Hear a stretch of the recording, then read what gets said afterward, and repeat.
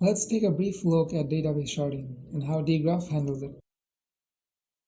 As your application grows, you need to start thinking about scaling your database to handle the increased amount of traffic and data.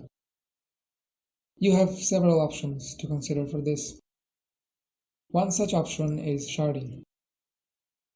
Sharding splits up a large database into several smaller databases. Each component is called a shard.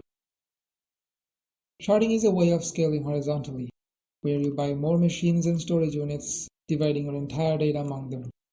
Each machine serves a shard, acting as an independent database. This approach falls under a distributed architecture where the total load is spread out across multiple services.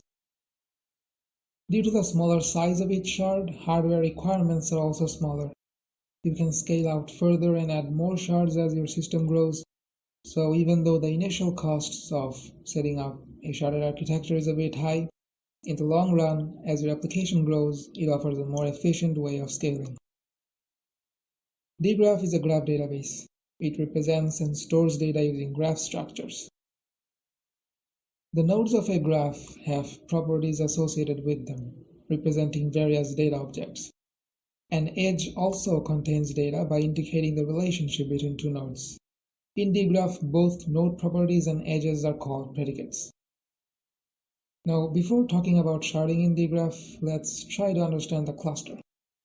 A Dgraph cluster mainly consists of two nodes, Dgraph 0 and Dgraph alpha.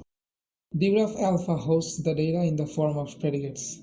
0 is in charge of controlling the cluster and performing related tasks such as assigning groups of data to each running alphas, managing the balance of data between groups, and so on.